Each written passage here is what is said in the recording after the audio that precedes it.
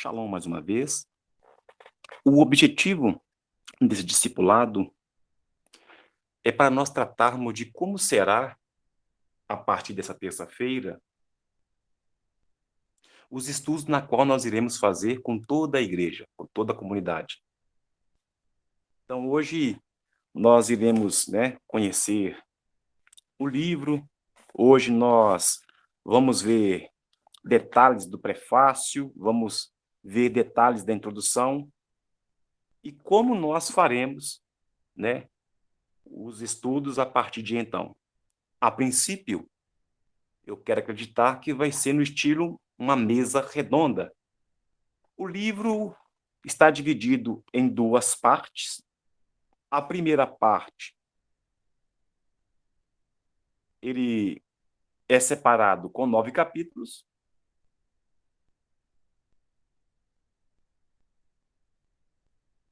E a última parte, com 6. Eu quero acreditar que a cada encontro, nós falaremos de um capítulo. O que eu quero propor é que cada um faça a sua leitura e a respectiva anotação. E quando nós formos iniciar o primeiro capítulo, fica assim de tal forma que todos participem.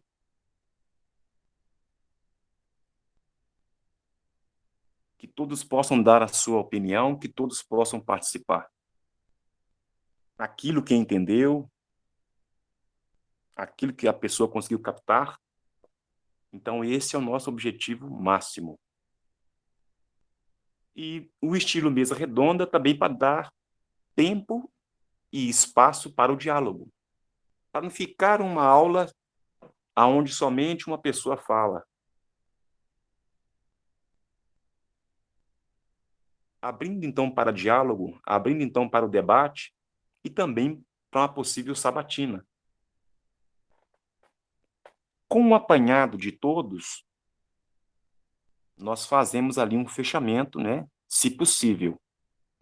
Eu disse que são 15, capítulos, mas se precisar, se houver necessidade de um assunto, se for extenso, nós damos prosseguimento na próxima aula. Nós já fizemos esse método de mesa redonda com os irmãos e funcionou. Então, eu quero passar essa instrução para que todos saibam como que vai ocorrer nos próximos encontros. Então, eu vou ler o livro, eu vou fazer a anotação, e vou marcar a parte que me chamou a atenção, a frase, o parágrafo, e eu vou trazer para o nosso próximo encontro, na próxima terça-feira, em nome de Yeshua.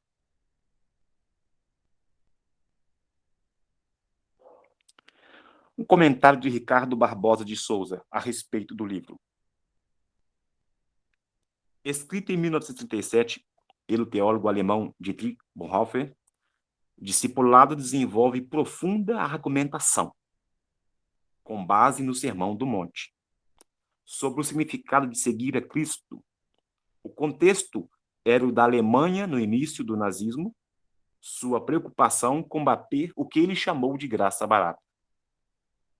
Essa graça que oferece perdão sem arrependimento, comunhão sem confissão, discipulado sem cruz.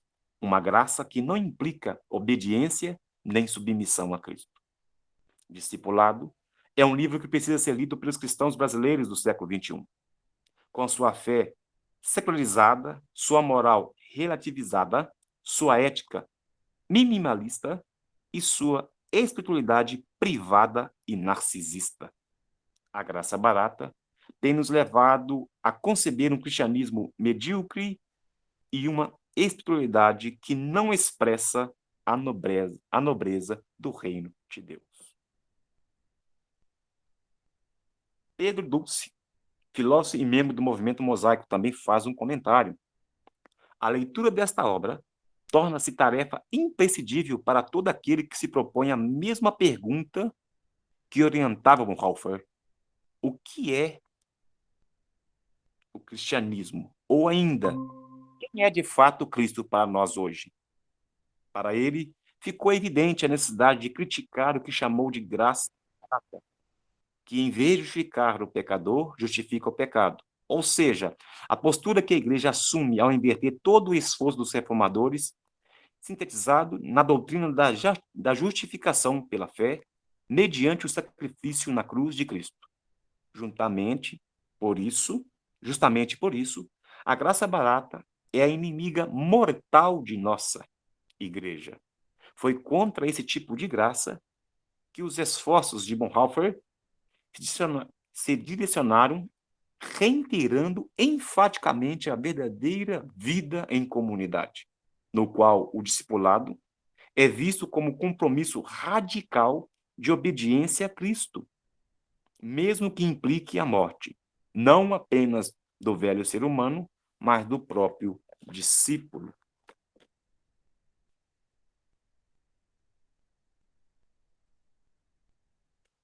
Agora,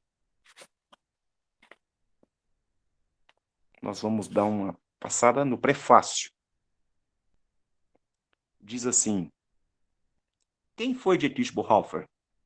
Aí coloca 1906 a 1955.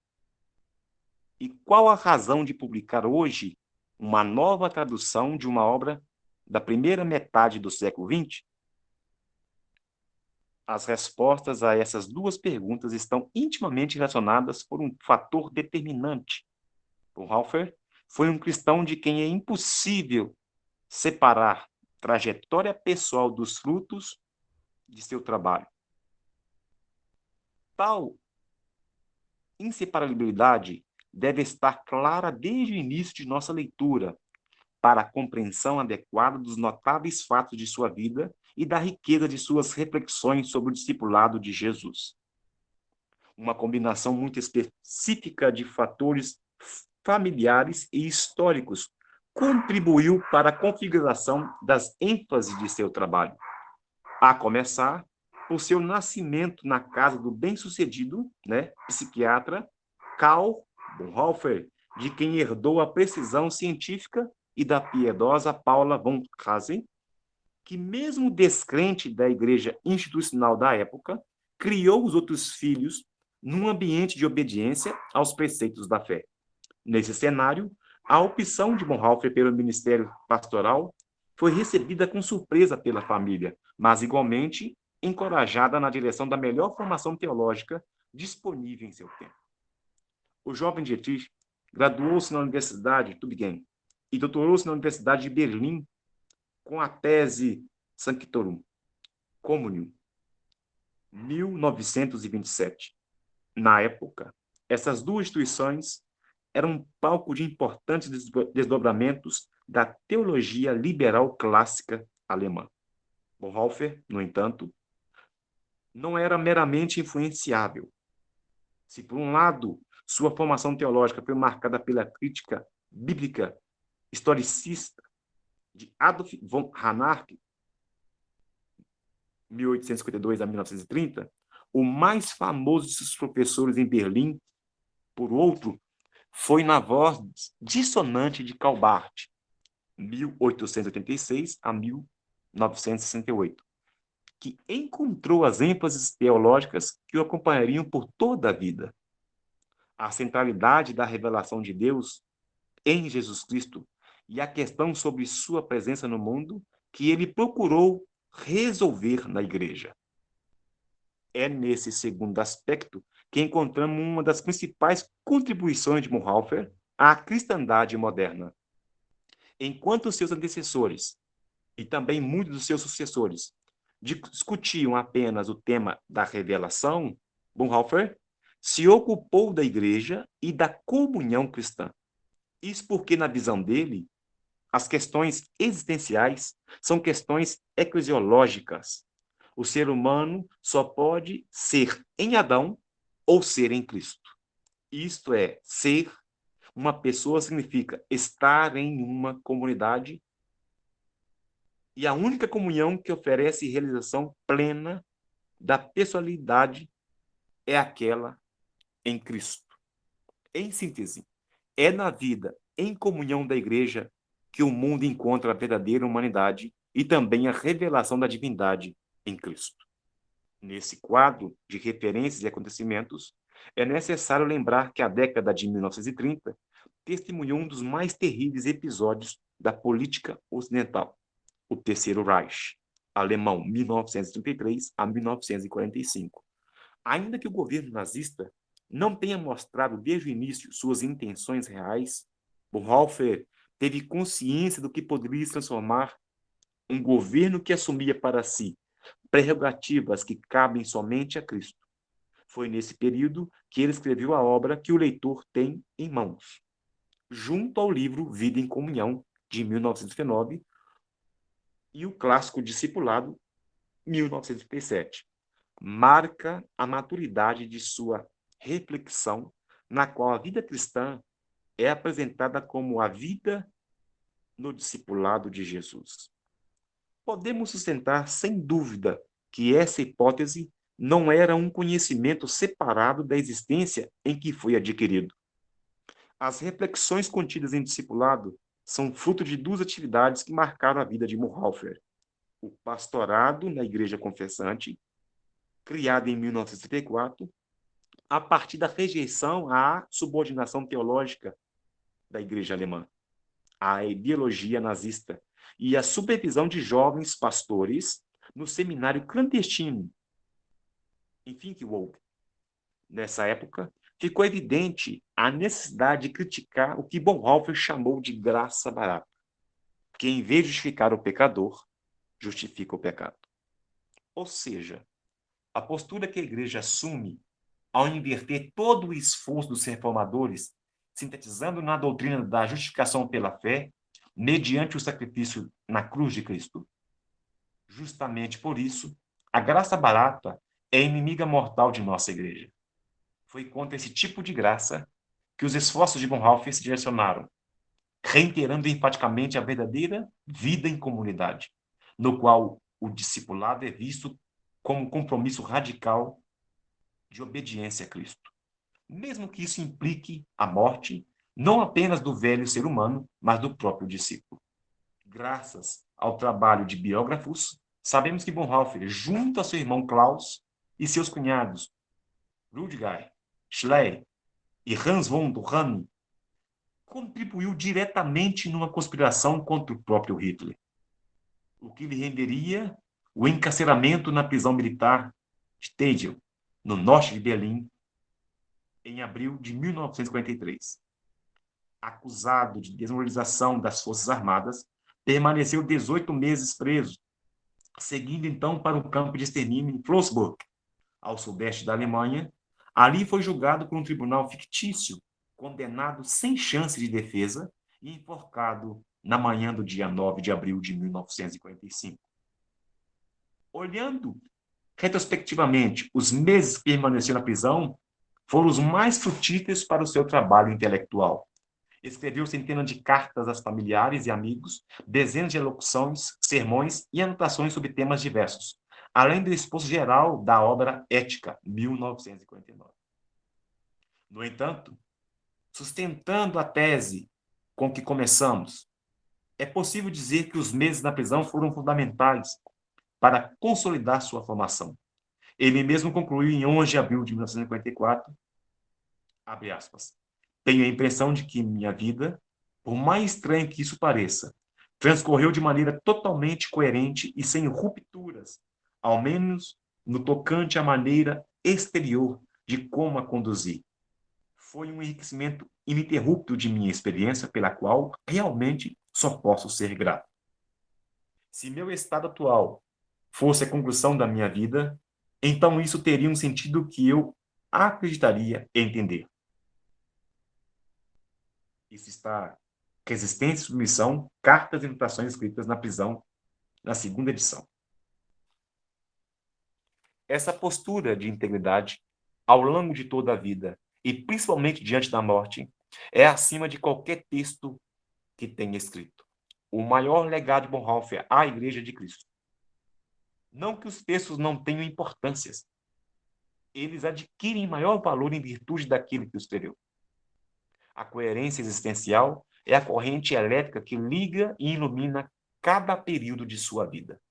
Uma vida totalmente vivida em Cristo.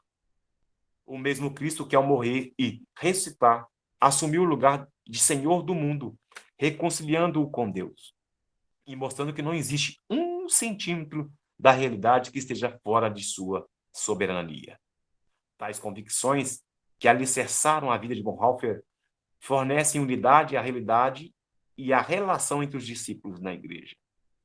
Sem esses pressupostos, a igreja corre sempre o perigo de assumir qualquer forma, sem nunca conseguir ser um ambiente criado pela obediência que possibilita a vida pela fé.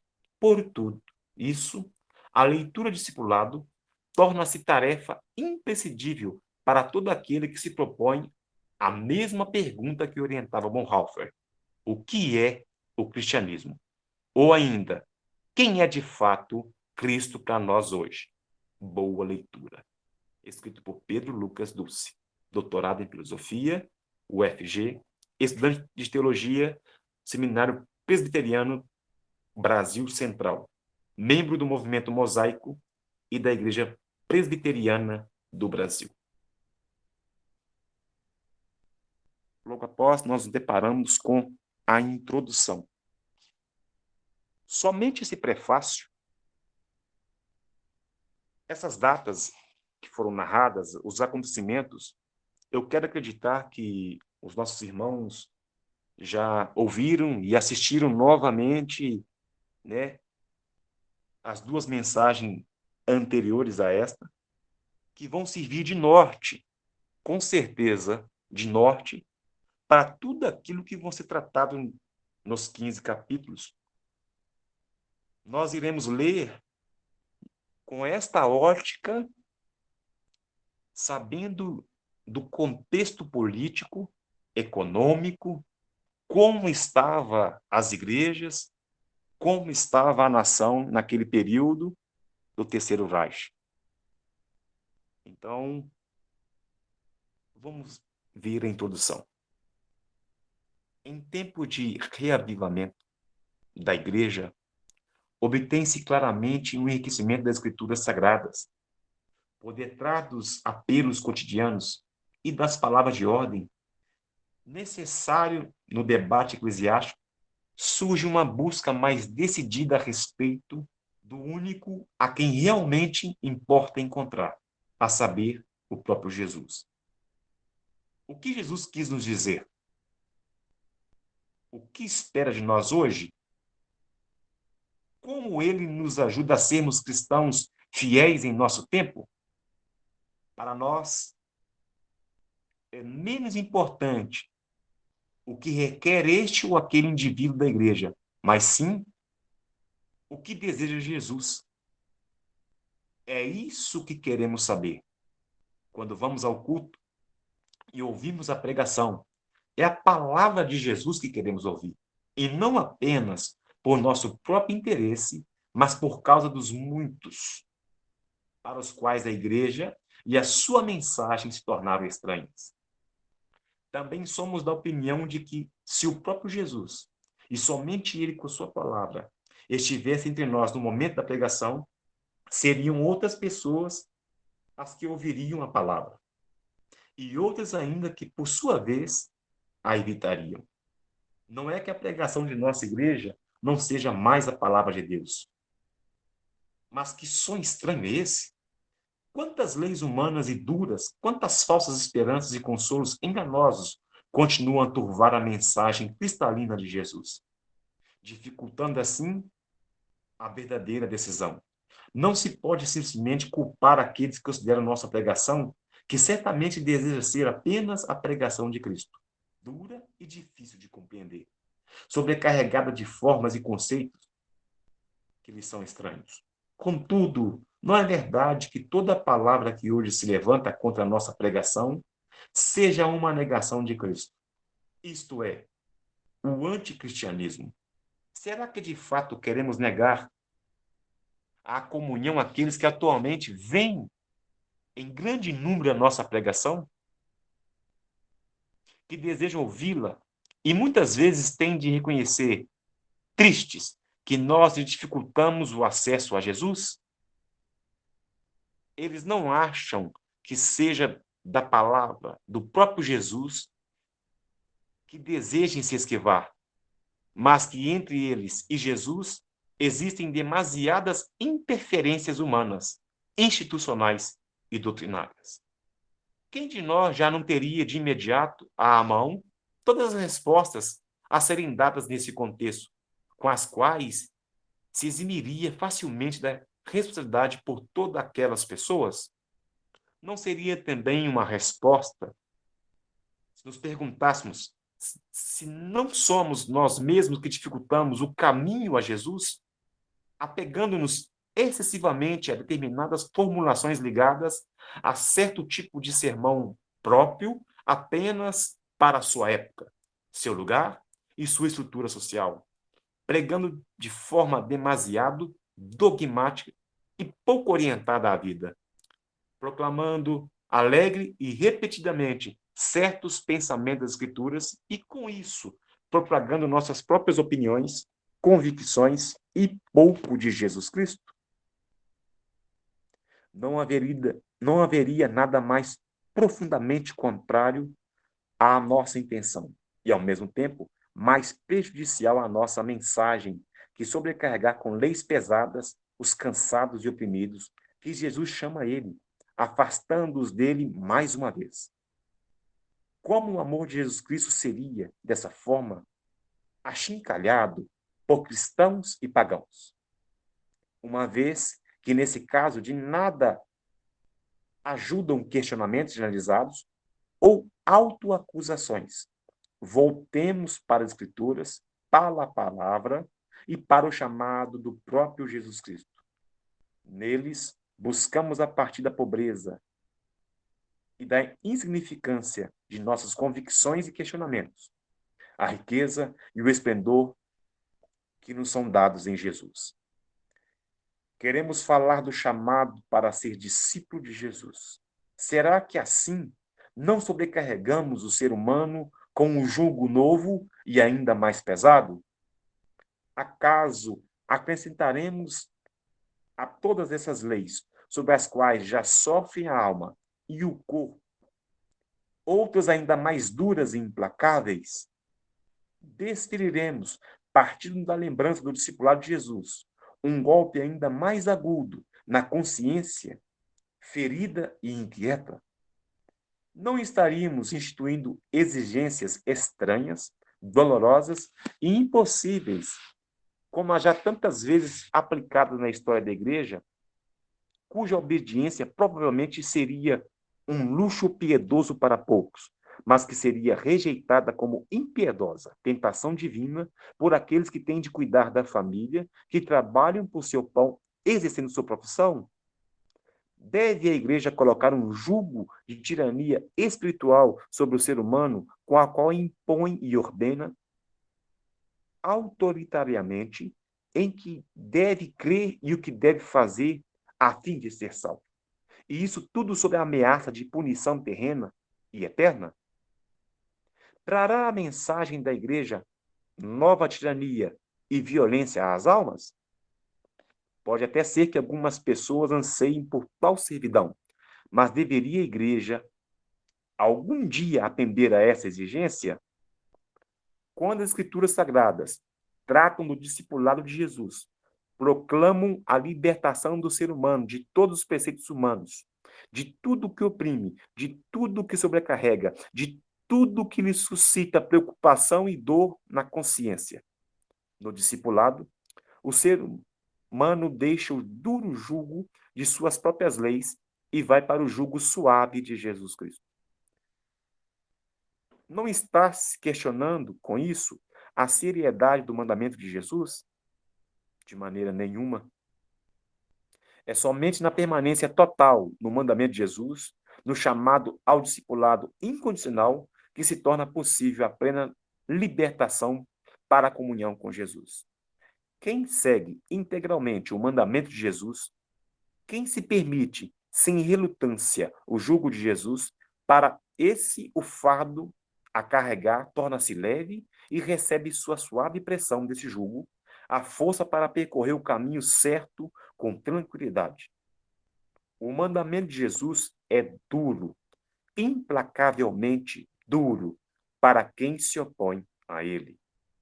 Porém, o mandamento de Jesus é suave e leve para aquele que lhe submete de bom grado. Os seus mandamentos não são penosos. 1 João 5:3. O mandamento de Jesus não consiste em um tipo de tratamento de choque emocional. Jesus nada nos exige sem a força para fazê-lo. Seu mandamento não visa jamais destruir a vida, mas conservá-la, fortalecê-la e curá-la. Continuamos, todavia, a nos preocupar com a questão: o que poderia significar o chamado ao discipulado de Jesus? Para o trabalhador, para o comerciante, para o agricultor, para o soldado? Não se trata, afinal, de uma distância insuperável entre a existência do indivíduo como trabalhador, inserido no mundo, e a sua existência como cristão? O cristianismo do discipulado de Jesus não seria algo para um número demasiado restrito de pessoas? Não significaria um afastamento da grande massa, o desprezo aos fracos e pobres? Com isso, não estaria sendo negada justamente a grande misericórdia de Jesus Cristo, que veio para os pecadores e publicanos, para os pobres e fracos, para os loucos e desesperados. O que diremos quanto a isso? São poucos ou muitos os que pertencem a Jesus. Ele morreu na cruz sozinho, abandonado por seus discípulos. Junto dele não estavam dois de seus fiéis seguidores, mas dois assassinos. Sob a cruz, porém, estavam todos os inimigos e crentes, céticos e devotos, zombadores e convictos, e todos eles, com seus pecados, naquele momento foram abarcados pela oração de Jesus por perdão.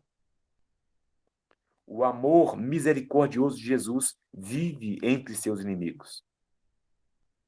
É o mesmo Jesus Cristo que, por sua graça, nos chama para sermos seus discípulos e cuja graça salva o ladrão na cruz em seu último momento.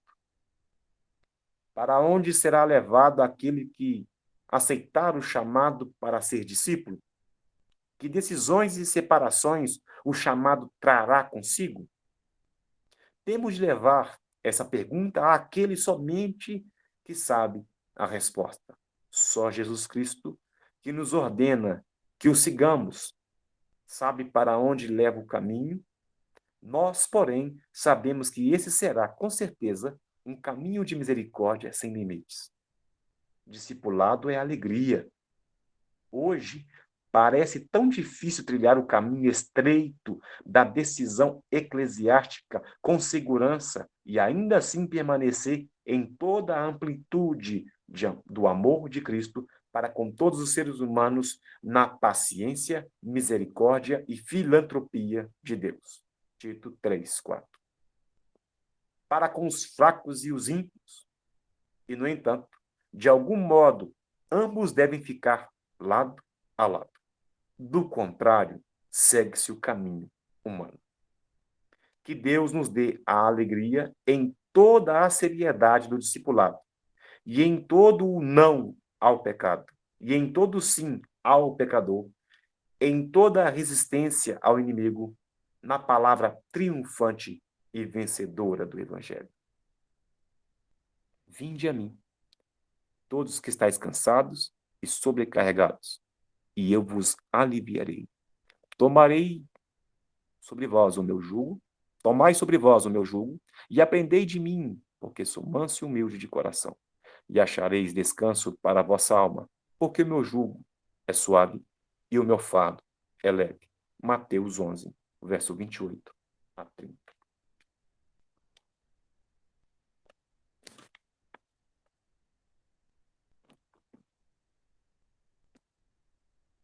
Meus irmãos, Somente por essa introdução, pelo prefácio, nós já imaginamos o que nós iremos encontrar, né, na primeira parte, como eu disse no início da gravação, que ele chama a graça e o discipulado. E o primeiro capítulo já vamos nos dar de cara com a graça preciosa. Somente com a leitura, né, dessas duas partes, nós já imaginamos o que nós iremos encontrar. E o que eu quero propor, além da mesa redonda, né, a pessoa, os irmãos vão ler o primeiro capítulo, vão anotar, vão marcar aquilo que entenderam e vão trazer a anotação para a nossa próxima, para o nosso próximo discipulado, na próxima terça-feira, nos permitindo o Eterno. E ali faremos, né, essa mesa redonda, né, e estaremos abertos ali para ser colocado temas em cima do primeiro capítulo, para haver mesmo uma sabatina.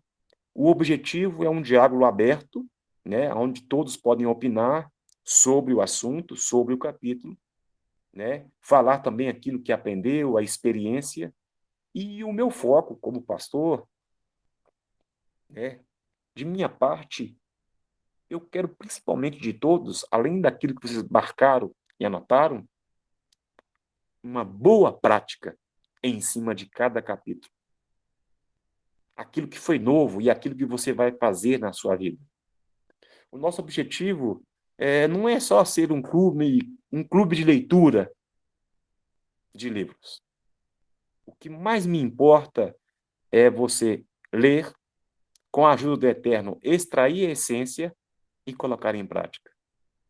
Isto é que está no meu coração, isso é o que mais queima, é essa chama que está viva dentro de mim. Então, este é o objetivo desse estudo e da leitura desse livro, né? Discipulado de Dietrich Bonhoeffer. Eu quero abrir agora para acréscimos dos irmãos. Sugestões também são bem-vindas.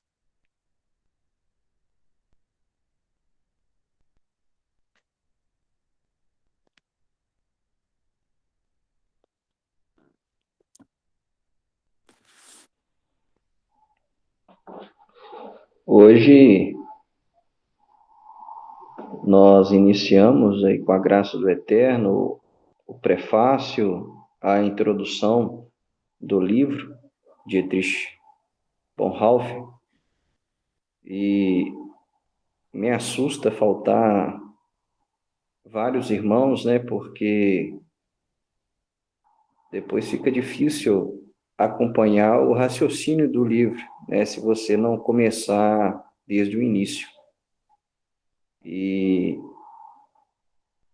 quero acreditar porque houve bastante chuva na nossa região, pode ser que alguns irmãos estão sem luz, sem internet, porque o que vale lembrar e ressaltar aqui que o estudo de terça-feira que nós fazemos, que nós intitulamos Discipulado,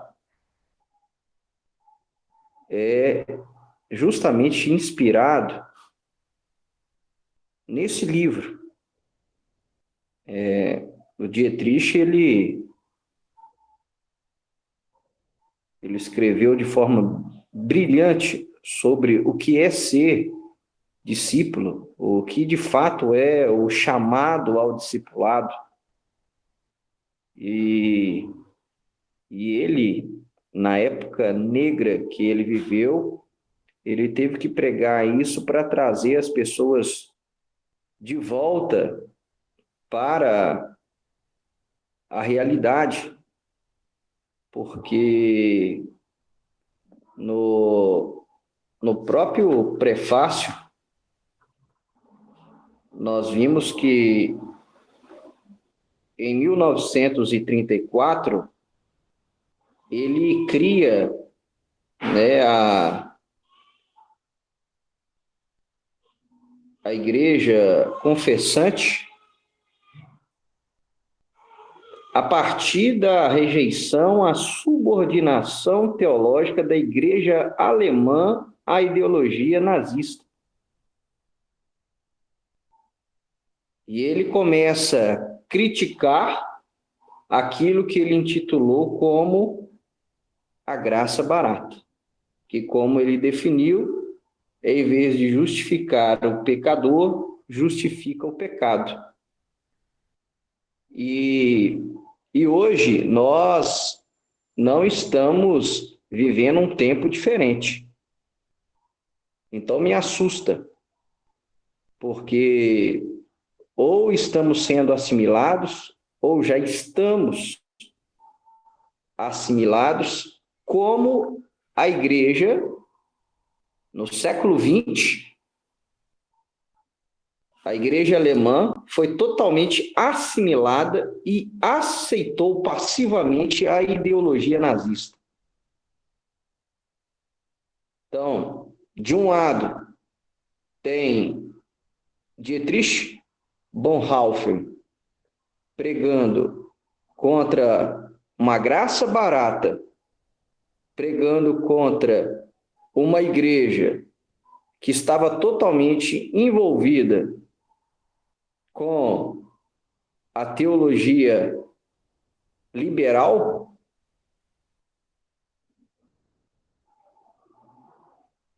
Ele foi uma voz para a sua época.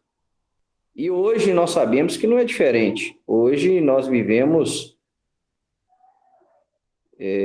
dias difíceis e que, creio eu, dias que antecedem a vinda do Messias.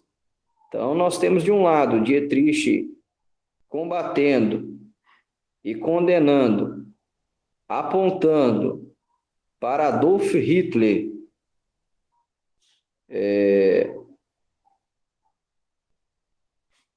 dizendo para que a igreja tome cuidado, porque ele estava assumindo papéis que só cabe ao Messias.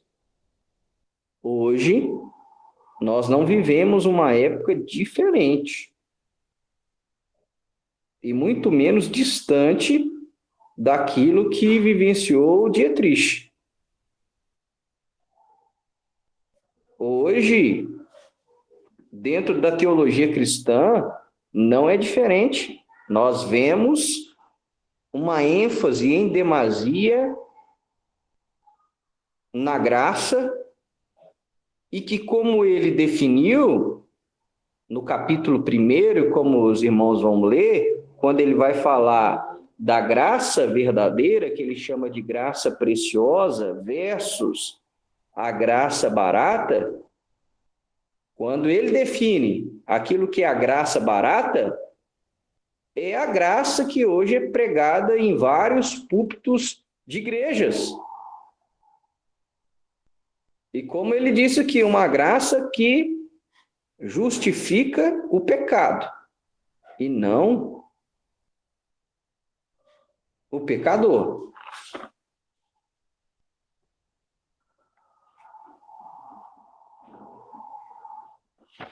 Perdão, inverti as bolas aí. Em vez de justificar o pecador, justifica o pecado. E hoje nós estamos vivendo dias semelhantes.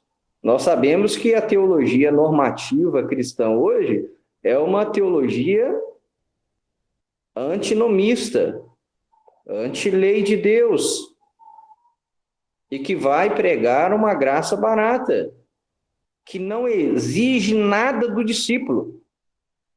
Então, o Dietrich, no seu livro, ele vai restaurar o que o chamado ao discipulado exige de nós.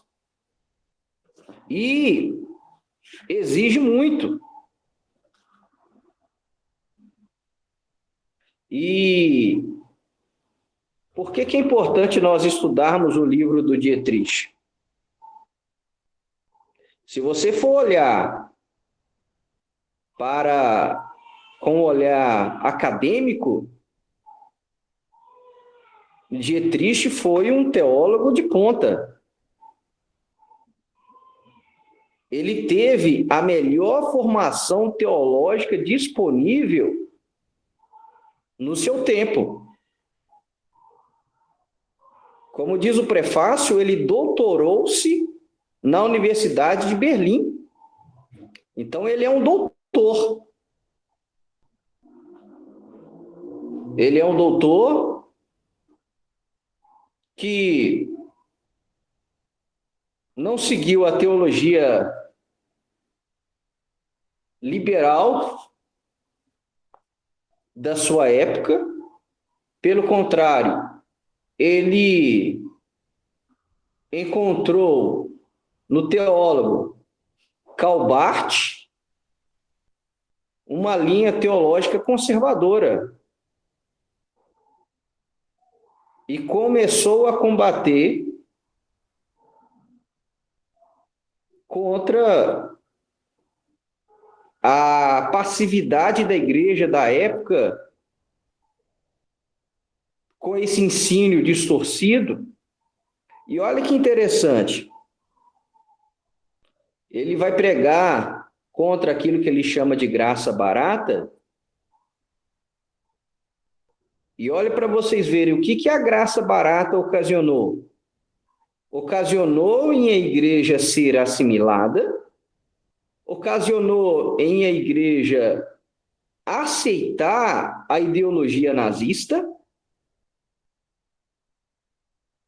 e aceitar não só passivamente, mas concordar, compactuar, ajudar a matar minorias.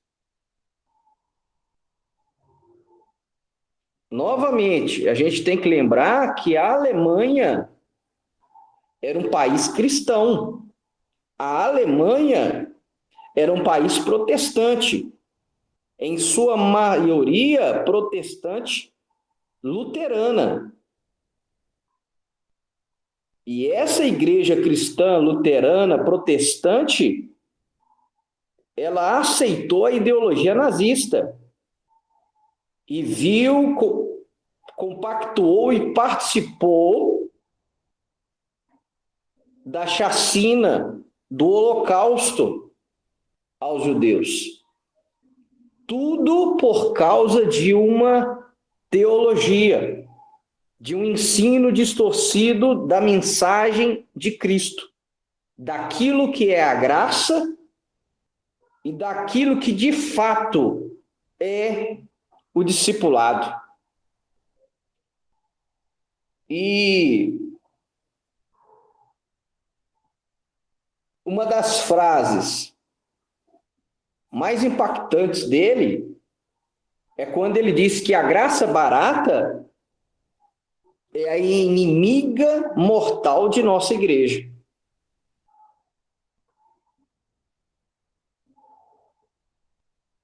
Então, se tem duas frases marcantes, impactantes do livro dele, que vão nortear toda a nossa leitura, uma é essa: a graça barata é a inimiga mortal de nossa igreja. E de fato é. Vocês conhecem o nosso ensino, a nossa ministração, e sabem que a gente combate aquilo que nós chamamos hoje de antinomismo. O que nós chamamos hoje de antinomismo, uma igreja que é contra as normas, as regras, as leis, os mandamentos de Deus, nada mais é. Por que eles combatem a lei? Porque eles pregam uma graça distorcida que Dietrich definiu como graça barata. Então ele fala sobre a verdadeira graça, o que ele chama de graça preciosa. E o outro ponto importante é quando ele vai falar sobre o discipulado. O que é o discipulado? O discipulado é um compromisso radical de obediência a Cristo.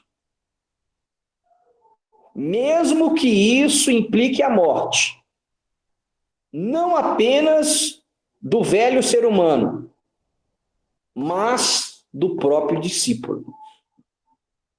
E isso ele viveu na prática. Nós tivemos o privilégio de assistir um filme da vida dele, e nós vimos que o discipulado, o ele aceitar ser discípulo de Cristo, o levou à forca, e ele foi passivamente.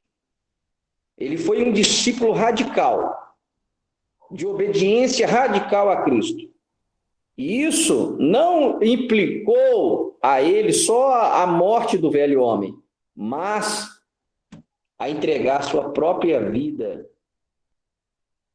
a selar com o próprio sangue o seu ensino, aquilo que ele pregava. E aqui, no prefácio, eu lembro do presbítero Brandon, que ele sempre diz sobre a ortodoxia e ortopraxia. E o prefácio do livro diz assim: Dietrich foi um cristão de quem é impossível separar trajetória pessoal dos frutos de seu trabalho. O Dietrich é impossível separar a ortodoxia dele da ortopraxia dele. É impossível separar o ensino dele da prática dele, porque ele pregou sobre o discipulado. Ele pregou que ser discípulo é uma obediência radical a Cristo e que isso pode implicar a morte. E foi isso que aconteceu com ele. Ele não foge da morte. Pastor Wagner já ministrou aqui. Ele teve várias oportunidades de fugir da morte, mas ele aceitou passivamente a morte. Pastor Wagner leu o relato de testemunhas oculares de quando ele estava indo para a forca. Ele mesmo despindo as suas vestes, ele mesmo se curvando, orando, antes de ele mesmo se auto-enforcar. Ele não foi obrigado por soldados nazistas a ir para a forca, ele foi passivamente, aceitando o seu destino, entendendo que era isso que Cristo exigia da vida dele. Ele entendeu o que é o discipulado, o que é a graça. Por isso que ele foi um discípulo radical. Um discípulo que contribuiu diretamente para uma conspiração contra o próprio Hitler. Porque ele entendia a ética, a moral, a espiritualidade dele exigia isso. Ele não poderia aceitar passivamente aquilo que ele estava vendo. E hoje nós vemos que a igreja aceita passivamente muita coisa. É só você olhar para a igreja brasileira. Olha para nós como nação, como cristãos, como seguidores de Cristo, como brasileiros. Como que nós temos aceitado a corrupção passivamente, o autoritarismo passivamente. Então, esse livro é um alerta para nós. Nós estamos mais próximos da igreja tradicional alemã que aceitou a ideologia nazista, ou nós estamos mais perto, mais próximos da igreja confessante, de quem fazia parte de Dietrich Bonhoeffer?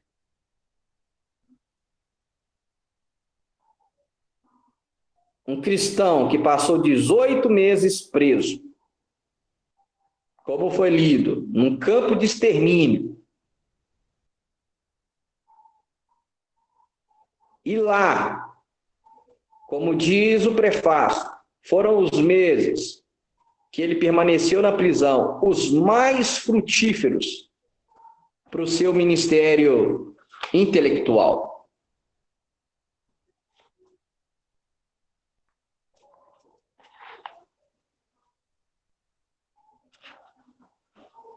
Então, irmãos, é um livro que vai nos fazer entender o que de fato é o discipulado, o que é de fato o chamado ao discipulado de Cristo, o que é a verdadeira graça. E ele vai na mesma direção, ou nós vamos na mesma direção do que o Dietrich escreveu. Então, ele, na sua introdução, ele faz aqui uma paráfrase, ele faz uma aplicação pessoal sobre Mateus 11, 28, sobre tomar o jugo do Messias. E nós que estudamos a cultura judaica, nós sabemos que tomar o jugo é uma expressão judaica. Isso é um hebraísmo. Tomar o jugo é tomar sobre si a Torá do Messias. Não é a Torá de Moisés, não é a Torá dos fariseus com seus imensos dogmas, mas é a Torá do Messias, que é mais excelente do que a Torá de Moisés. E ele diz: vinde a mim todos que estáis cansados e sobrecarregados, e eu vos aliviarei. Tomai sobre vós o meu jugo, e aprendei de mim, porque sou manso e humilde de coração, e achareis descanso para a vossa alma, porque o meu jugo é suave e o meu fardo é leve.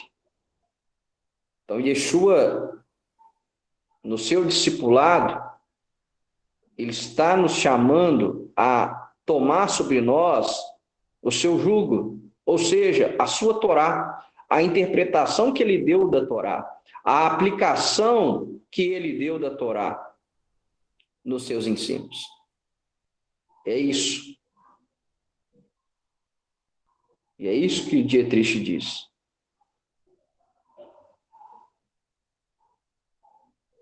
Ele diz: o mandamento de Jesus é duro, implacavelmente duro, para quem se opõe a ele. Porém, o mandamento de Jesus é suave e leve para aquele que lhe submete de bom grado. E ele cita 1 João 5,3, onde diz: os seus mandamentos não são penosos, não são pesados. O mandamento de Jesus não consiste em um tipo de tratamento de choque emocional. Jesus nada nos exige sem nos dar a força para fazê-lo. É discipulado e graça. Discipulado e graça. Quando você aceita o discipulado, a gente não consegue seguir as pisaduras, as pegadas do Messias. É aí que entra a graça. Eu tenho certeza que os irmãos vão ser totalmente impactados com o primeiro capítulo. Quando os irmãos lerem o primeiro capítulo desse livro, os irmãos vão ficar impactados. É deslumbrante, é magnífico, é muito profundo. E parece que Dietrich escreveu para os nossos dias. De fato, nós podemos dizer que ele foi um profeta. Porque ele não foi só um profeta, um arauto para o seu tempo, ele continua sendo um arauto. E o que está prestes a surgir aqui não é um outro Hitler, é muito pior, é o anticristo. Então nós temos que estar preparados, temos que ser de fato discípulos de Yeshua. Temos que, de fato, entender o que é a graça, o que a graça exige, o que o discipulado exige de cada um de nós. Então, irmãos, gente, partindo desse pressuposto, a gente ganha o norte. Por que nós estamos estudando esse livro? Esse livro, novamente eu repito, vai resgatar aquilo que é o discipulado. E aí os irmãos vão entender por que o estudo das terças-feiras se chama um discipulado. Porque Yeshua, ele nos chamou a fazermos discípulos. Ide e fazei discípulos de todas as nações, ensinando-as a guardar tudo o que vos ensinei. Isso é discipulado. Então, toda terça-feira, eu, o pastor Wagner, os líderes dessa casa se propõem a ensinar aos irmãos para que vocês, de fato, tornem discípulos de Yeshua e façam outros discípulos. Discípulo gera discípulo. É uma frase muito comum no nosso meio: ovelha gera ovelha, pastor não gera ovelha, ovelha gera ovelha. Discípulo gera discípulos. Yeshua não precisou de muitos. Yeshua pega 12, forma 12 discípulos. E desses 12 discípulos, como nós lemos lá em Atos, eles alvoroçaram o mundo. Eles alvoroçaram o mundo.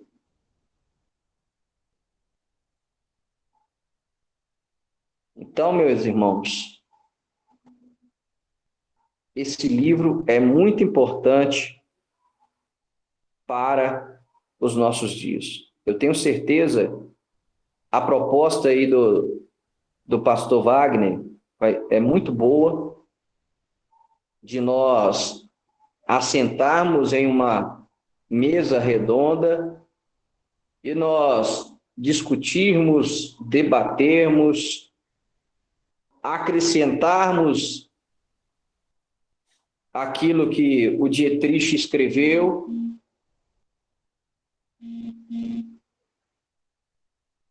Eu tenho certeza que todos nós, irmãos, que estamos aqui, que vamos e estamos nos propondo a estudar esse livro, eu tenho certeza que a nossa vida vai ser impactada. Que nós vamos sair muito melhores do que nós somos hoje. Amém? E eu encerro aqui a minha participação em nome de Yeshua.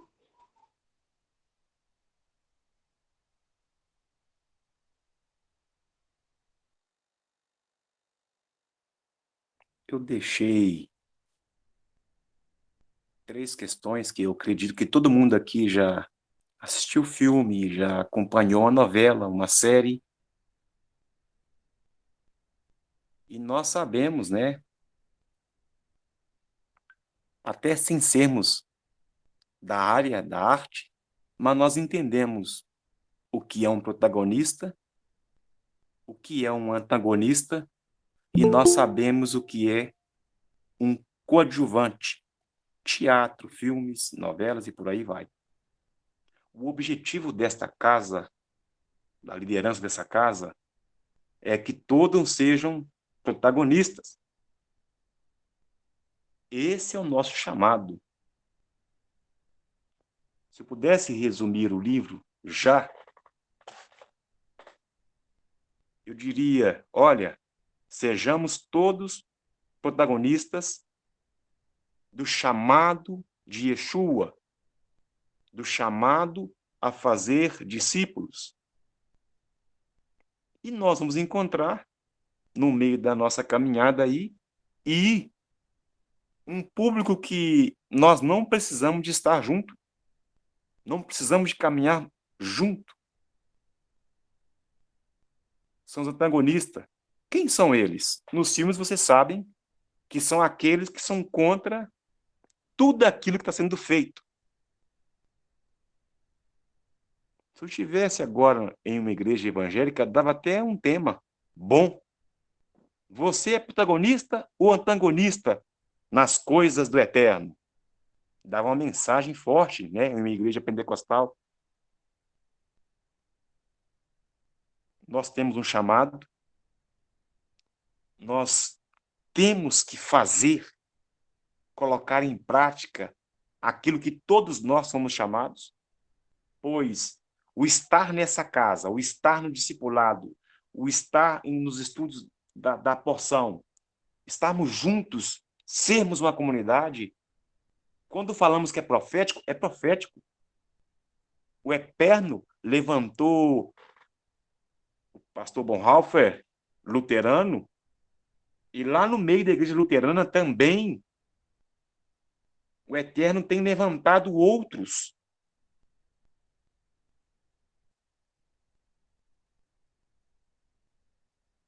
O Eterno está restaurando todas as coisas. Quanto a nós, que não estamos mais em uma ala, vamos assim dizer, evangélica, que colocamos e temos o título de messiânicos, está na hora de ser protagonista em cima deste título messiânico. De colocar em prática, de desenvolver o nosso chamado. O antagonista ele vai contra. Se você vai para o estudo da Torá, o antagonista ele vai contra. Eu não vou estudar. Se é para ler o livro discipulado, o protagonista vai ler, vai estudar, vai trazer na próxima terça-feira. O antagonista, além das desculpas, não vai fazê-lo. E existe um outro grupo chamado de coadjuvante. São aqueles que somem e de vez em quando aparecem, mas quando você precisa de contar com eles, eles não estão. Para não ser um estudo a mais, para não sermos uma igreja do conhecimento, está na hora da gente atender esse chamado, está na hora de participarmos mesmo, arregaçarmos as mangas, enquanto ainda temos o fôlego de vida. Quero desde já agradecer a todos pela participação, agradecer ao pastor Gerson pelas palavras fortes, e que o Eterno venha guardar e abençoar a cada um dos irmãos. Em nome de Yeshua e pelos méritos dele. É claro que em todo tempo, em todas as eras, sempre houve um remanescente. É impossível caminhar ao lado do pastor Gerson, é impossível caminhar ao lado do presbítero Brendel, é impossível sem eu ser protagonista, fazer aquilo que me foi colocado, proposto. Na nossa casa, antagonista e coadjuvante, por favor,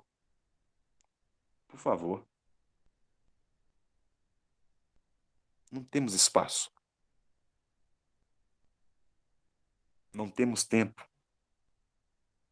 Agora, aqueles que entendem o chamado, vamos ler, vamos anotar, vamos fazer a nossa mesa redonda mesmo. Se precisar, passamos para outras terças-feiras o primeiro assunto, porque esse retorno a Dietrich Bonhoeffer, esse retorno ao discipulado é o retorno quando eu me converti, juntamente com o pastor Gerson, e sendo guiado e orientado, né, pelo pedagogo Josué Paulo de Lima. Então, para fazer jus ao ficar estudando até altas horas, até altas madrugadas, para fazer jus a tudo aquilo que ele pesquisou e nos deu e também nos, né, instigou a estudar, não tem como vocês olharem para o pastor Gerson, para o pastor Wagner, vocês sempre vão ver, olha, tome-lhe livros, mas bons livros. Bons livros. Como na Ration, bons livros. Estamos direcionando para vocês aquilo que nós comemos no passado e estamos retornando novamente. E agora, retornando com o rebanho que o Eterno colocou sob nossos cuidados, sob nossa tutela. E isto é honroso, mas para que o trabalho flua bem, é necessário que as ovelhas se prostem, atendam, sejam protagonistas naquilo que é proposto e dado nesta casa. Nós temos um foco, nós temos uma direção e temos bons tutores, pedagogos. E vocês têm a meta e o objetivo de superar os professores. Com a ajuda do Eterno, assim o seja. Shalom, shalom e um forte abraço a todos.